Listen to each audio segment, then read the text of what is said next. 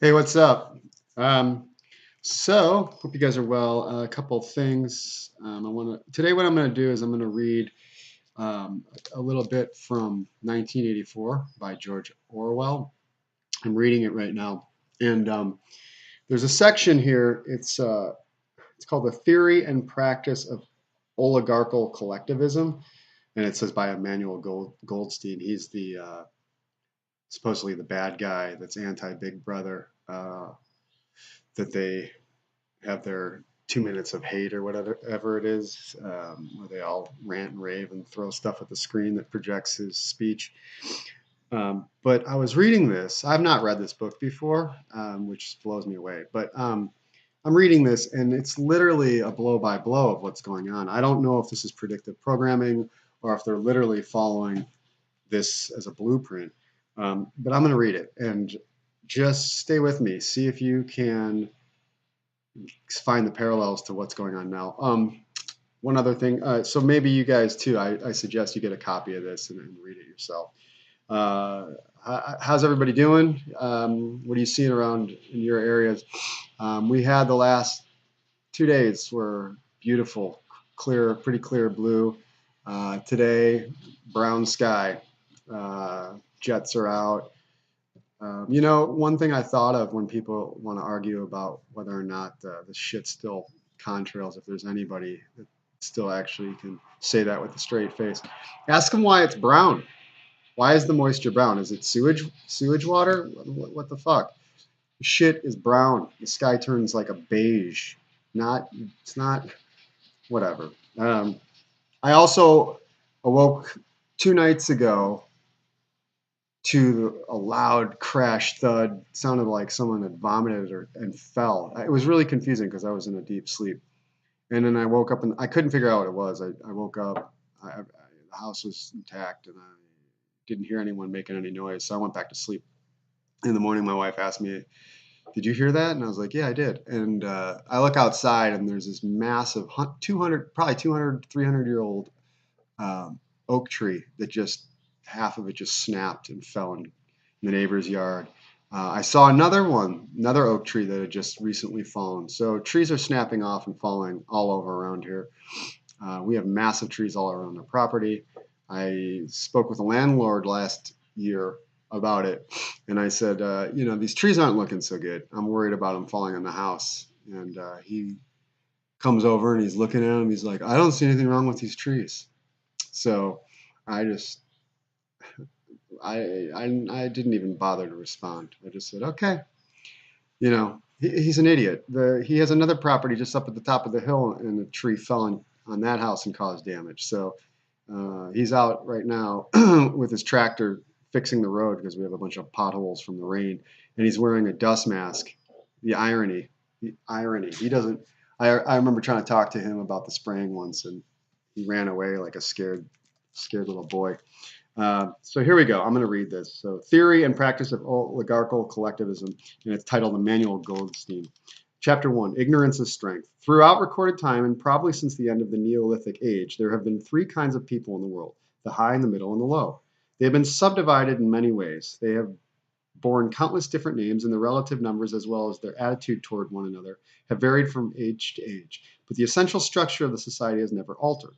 Even after enormous upheavals and seemingly irrevocable changes, the same pattern has always reasserted itself, just as a gyroscope will always return to equilibrium, however far it is pushed one way or the other. The aims of these groups are entirely irreconcilable. Winston, oh, sorry. Then this is going back to the character, blah, blah, blah. Okay, chapter 3.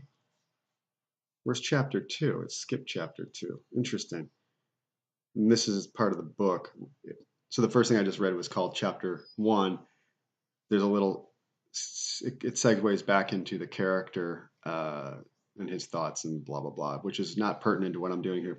Then it goes to chapter 3, which says War is Peace. The splitting up of the world into three great superstates was an event which could be and indeed was foreseen by the middle of the 20th century. With the absorption of Europe by Russia and of the British Empire by the United States, two of the three existing powers, Eurasia and Oceania, was already effectively in being. The third, East Asia, only emerged as a distinct unit after another decade of confused fighting. The frontiers between the three superstates are in some places arbitrary, in others they fluctuate according to the fortunes of war. But in general, they follow geographical lines. Eurasia compromises the whole of the northern part of the European and Asiatic landmass, from Portugal to the Bering Strait. Oceanic compromises the Americas, the Atlantic islands, including the British Isles, Australasia, that's a combination of Australia and Asia, and the southern portion of Africa. East Asia, smaller than the others and with less definite western frontier, compromises China and the other countries to the south of it, the Japanese islands, and the large but fluctuating portions of Manchuria, Mongolia, and Tibet. In one combination or another, these three superstates are permanently at war and have been so for the past 25 years. War, however, is no longer the desperate, annihilating struggle that it was in the early decades of the 20th century. It is a warfare of limited aims between combatants who are unable to destroy one another, have no material cause for fighting, and are not divided by any genuine ideological difference. This is not to say that either the conduct of war or the prevailing attitude towards it has become less bloodthirsty or more chivalrous. On the contrary, war hysteria is continuous and universal in all countries, and such acts as raping, looting, and slaughter of children, the reduction of the whole populations to slavery, and reprisals against prisoners, which extend even to boiling and burying alive, are looked upon as normal, and when they are committed by one's own side and not by the enemy, meritorious. But in a physical sense, war involves very small numbers of people, mostly highly trained specialists, and cause comparatively few casualties. The fighting, when there is any, takes place on the vague frontiers whose whereabouts the average man can only guess at, or around the floating fortress which guards strategic spots on the sea lanes. So the floating fortress is something in this book. So it's not really pertinent to what we're. I'm trying to draw a parallel here and see if you guys can see the similarities. So I just wanted to point out what the floating fortress was so you weren't confused. In the center of civilization, war means no more than a continuous shortage of consumption goods and the occasional crash of a rocket bomb which may cause a few scores of death. War has in fact changed its character. More exactly, the reason for which war is waged have changed in their order of importance. Motives which were always present in some small extent in the great wars of the early 20th century have now become dominant and are consciously recorded and acted upon. To understand the nature of the present war, for in spite of the regrouping which occurs every few years, it is always the same war. One must realize in the first place that it is impossible for it to be decisive. None of the three superstates could be definitively conquered even by the other two in combination. They are too evenly matched, and their natural defenses are too formidable. Eurasia is protected by its vast land spaces, Oceania by the width of the Atlantic and the Pacific, East Asia by the, what is this word? Fecundity? I've never heard that. And industriousness of its inhabitants. Secondly, there is no longer, in a material sense, anything to fight about. With the establishment of self-contained economies in which production and consumption are geared to one another, the scramble for markets, which was a main cause of previous wars, has come to an end, while the compensation for raw materials is no longer a matter of life and death. So I'm going to interject. I think this is where it starts getting to what I'm speaking of. Okay. In any case, each of the three superstates is so vast that it can obtain almost all the materials that it needs within its own boundaries. Insofar as the war has a direct economic purpose, it is a war for labor power. Between the frontiers of the superstates and not permanently in the possession of any of them, there lies a rough quadrilateral with its corners at Tangier, Brazzaville, Darwin, and Hong Kong, containing within it about a fifth of the population of Earth. It is for the possession of these thickly populated regions and of the northern ice cap that the three powers are constantly struggling. In practice, no one power ever controls the whole of the disputed area. Portions of it are constantly changing hands, and it is the chance of seizing this or that fragment by a sudden stroke of treachery that dictates the endless change of alignment. All the disputed territories contain valuable minerals, and some of them yield important vegetable products such as rubber, which in colder climates is necessary to synthesize by comparatively expensive methods. But above all, they contain a bottomless reserve of cheap labor.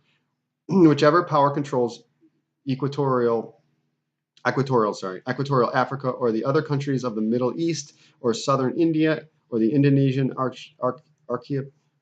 can't even say this word, archaeological? No.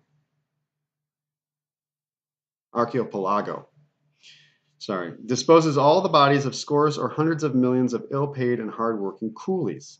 The inhabitants of these areas, reduced more or less openly to the status of slaves, pass continuous from one conqueror to conqueror, and are expended like so much coal or oil in the race to turn out more armaments, to capture more territory, to control more labor power, to turn out more armaments, to capture more territory, and so on indefinitely.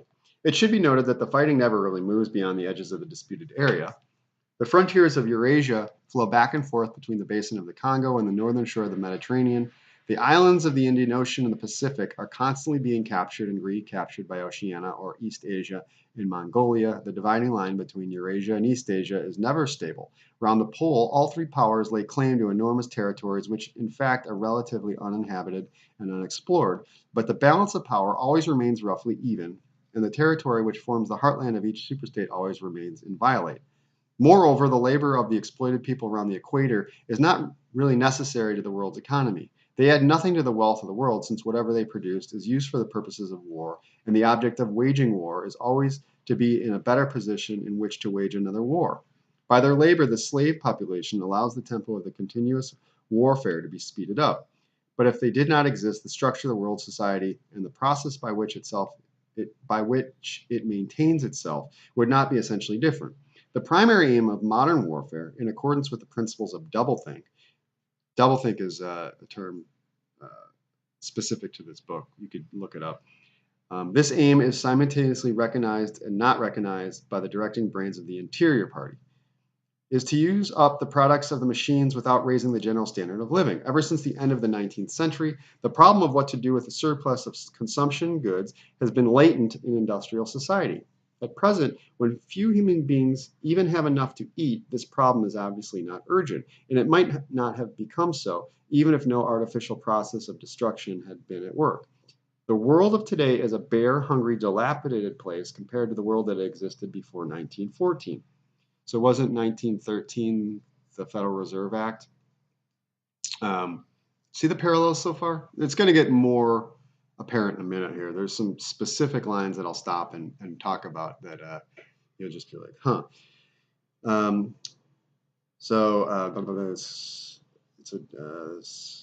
And still more so if compared with the imaginary future to which the people of that period look forward. In the early 20th century, the vision of the future society, unbelievably rich, leisured, orderly, and efficient, a glittering antiseptic world of glass and steel and snow-white concrete. That kind of parallels some of the films that Disney did for the future, right? I mean, we had the potential, if all the technologies weren't suppressed, if the wealth of a nation and the people's hard work wasn't being siphoned off through all this fraud and destruction and perpetual war, the future could have been something completely different than it is and will be. Science and technology were developing at a prodigious speed, and it seemed natural to assume that they would go on developing. This failed to happen, partly because of the impoverishment caused by a long series of wars and revolutions, partly because scientific and technological progress depended on the empirical habit of thought, which could not survive in a strictly regimented society. As a whole, the world is more primitive today than it was 50 years ago. Certain backwards areas have advanced, and various devices, always in some way connected with warfare and police espionage, have been developed, but experiment and invention have largely stopped, and the ravages of atomic war of the 1950s have never been fully repaired.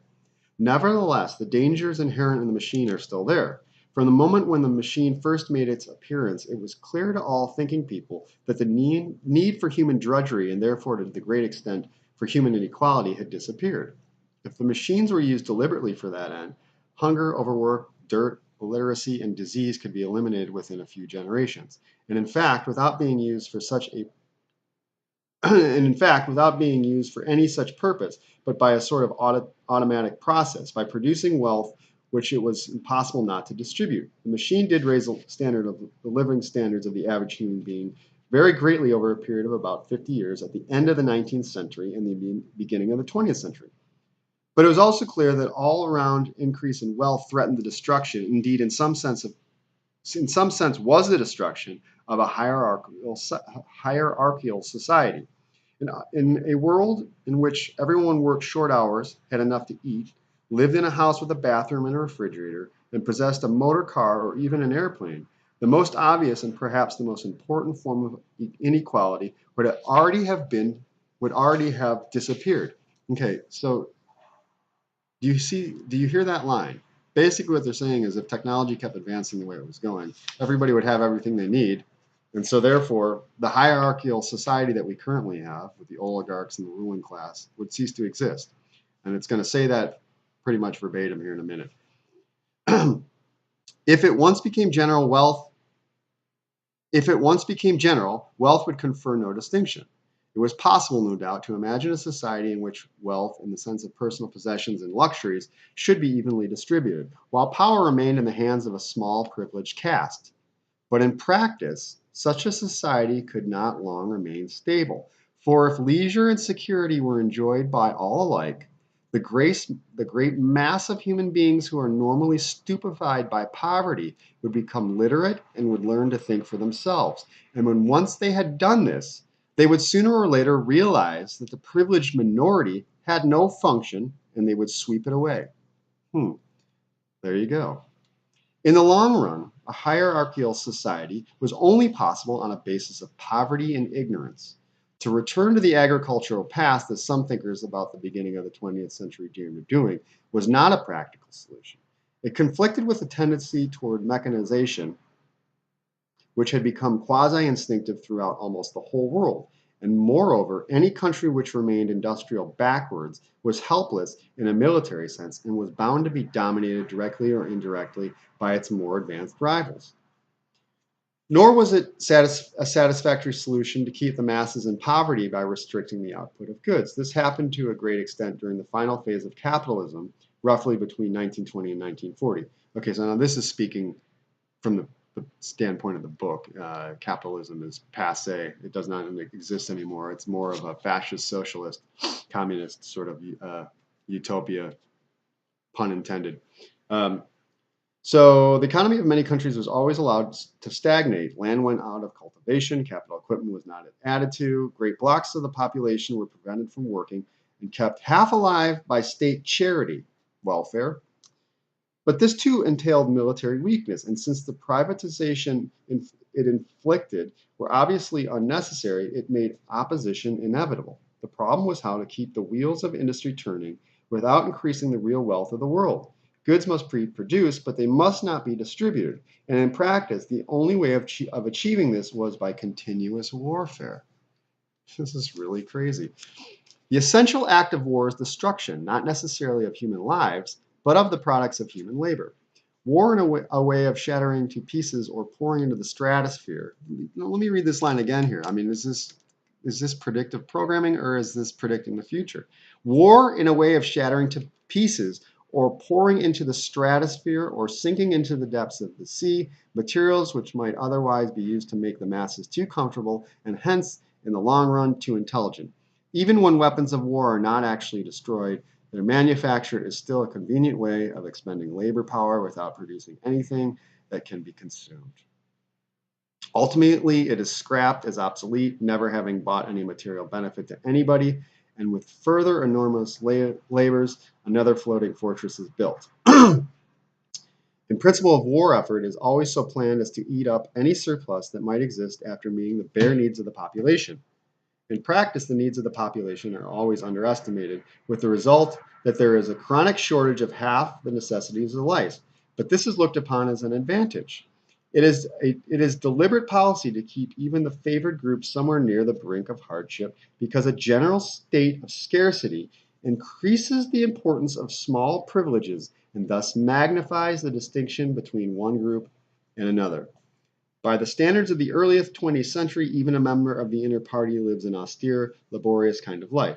Nevertheless, the few luxuries that he does enjoy, his large, well-appointed flat, the better texture of his clothes, the better quality of his food and drink and tobacco, his 2 or 3 servants, his private motor car or helicopter, set him in a different world from a member of the outer party, and the member of the outer party have similar advantages in comparison with the submerged masses whom we call the proles. Okay, so the inner party is the higher ranking members of this society structure in this book, 1984. Outer party are people that are doing the bidding, like be you and me, if you will, the day-to-day tasks that support the party. And proles are like the people in society that kind of are outside of the whole thing. In the most uh, from in this book, most cases they're prostitutes and stuff like that. They're in a separate section of the city of London. They're just kind of left alone. They don't have all the surveillance and stuff. They just are non-existent. They're left to fend for themselves. The social atmosphere is that of a besieged city where the possession of a lump of horseflesh makes the difference between wealth and poverty. And at the same time, the consciousness of being at war and therefore in danger makes the handing over of all power to a small caste seem the natural, unavoidable conditions of survival. War, it will be seen, not only accomplishes the necessary destruction, but accomplishes it in a psychologically acceptable way. In principle, it would be quite simple to waste the surplus labor of the world by building temples and pyramids, by digging holes and filling them up again, or even by producing vast quantities of goods and then setting fire to them. But this would provide only the economic and not the emotional basis for a hierarchical society. What is concerned here is not the morale of the masses, whose attitude is unimportant so long as they are kept steadily at work, but the morale of the party itself. Even the humblest party member is expected to be competent, industrious, and even intelligent within narrow limits, but it is also necessary that he should be a credulous and ignorant fanatic whose prevailing moods are fear, hatred, adulation, and orgiastic triumph.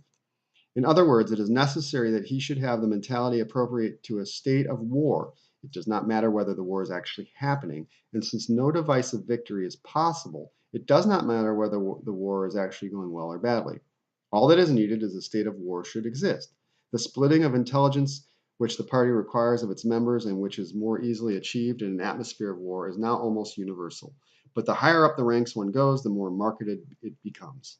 It is precisely in the inner party that war, hysteria, and hatred of the enemy are strongest.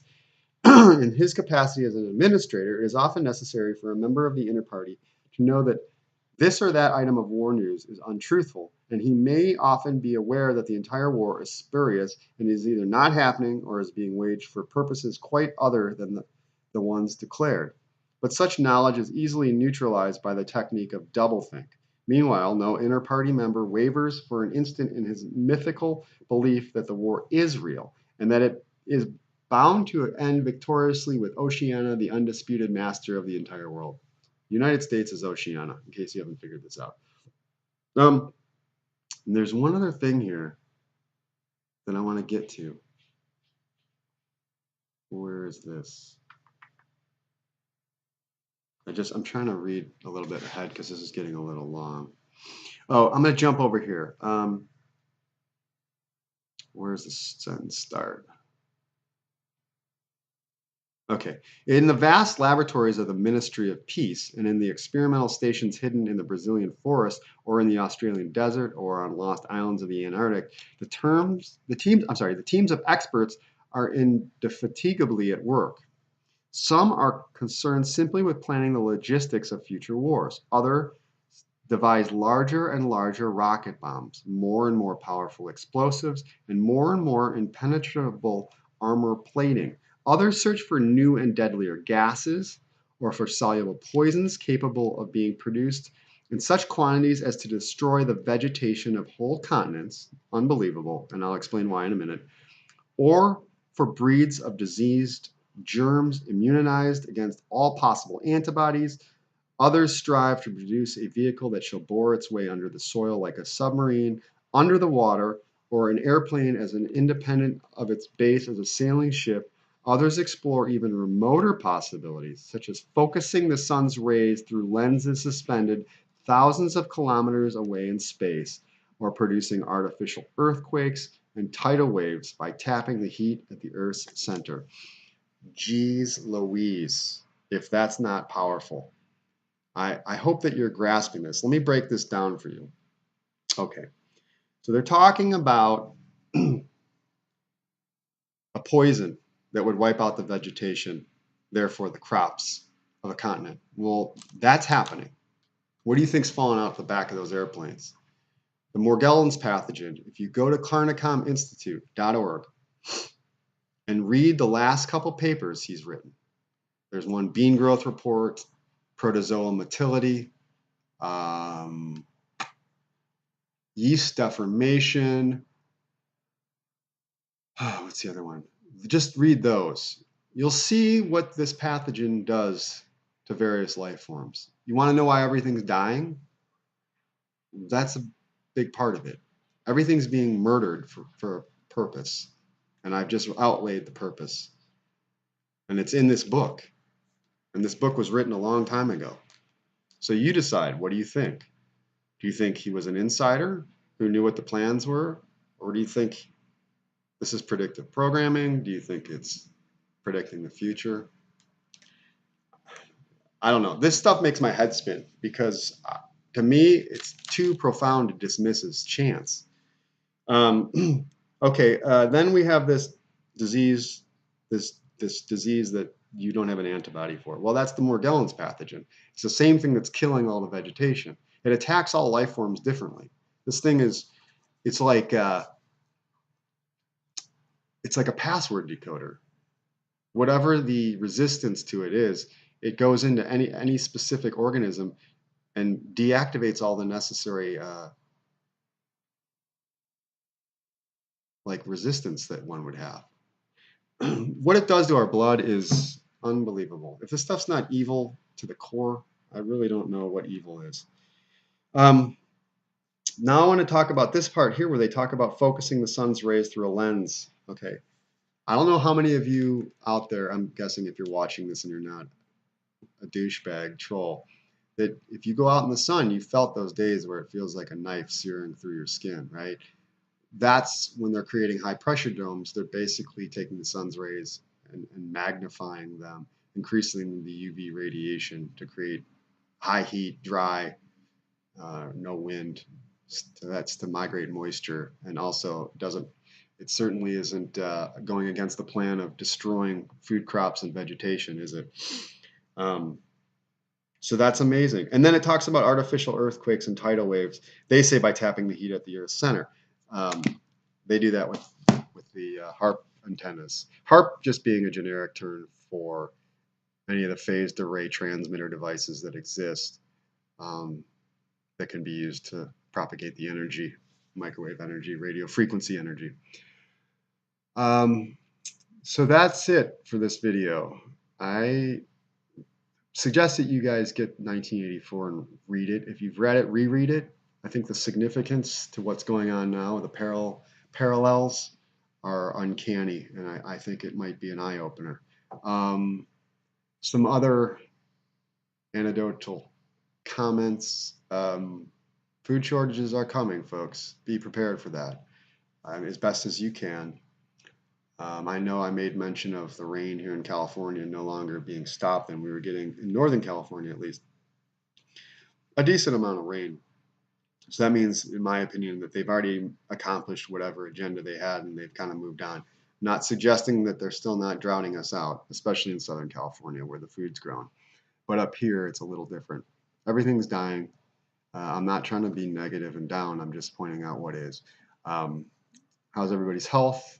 I was sick 2 weeks ago, been coughing a lot, and I've been taking as good a care of myself as I can. I hardly eat during the week, so I'm in pretty much a very high state of detoxing. My wife, who's healthier than I am normally, got laid out by this flu, which obviously was sprayed. We don't have much contact with the outside world, and yeah, and so that, I mean, whatever. And check out Richie from Boston's channel. I really like him, and he doesn't know me. I'm not getting paid to say this. I have no motive other than I think his work is amazing. He is super likable and he's super logical. I mean, the way he breaks stuff down is unbelievable in its simplicity. He takes a very complex subject where I'll spend a whole video just trying to hammer home a point. He could do it in like 2 seconds. It's just, and he's funny. I love the guy. He makes so many videos too. So thanks, guys, for watching. I hope everybody's well. Stay well. Please, please, please email me. Nobody's emailing me. I want to know what your thoughts are, if this is even worthwhile. Because every time I post one of these videos, there's consequences for it uh, you know, in what happens, like, uh, to me. Like, I'm targeted to some degree when I post these videos. So I suffer for a few days of, uh, I guess you'd say, electronic harassment. Oh, one other thing of significance. I was watching a video yesterday. I think it's Terry Lawton from Ireland. I think his channel is T Bird Lauderdale, and he was reading the Carnicom paper, Global Validity. And towards about 20 some minutes into it, all of a sudden my phone started making this super high pitched, really disturbing frequency. And I don't know if it was part of the video or if it was being broadcast as a disruptive frequency, but it was like one of those frequencies that literally my ears were ringing and I was like dizzy from it.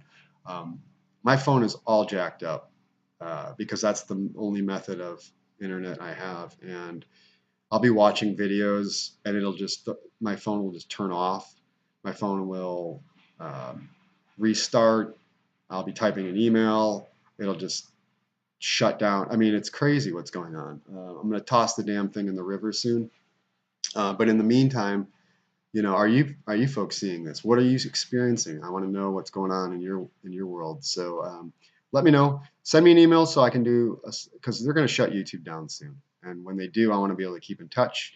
We'll do a newsletter or something like that. So yeah, thanks for tuning in. Peace. God bless.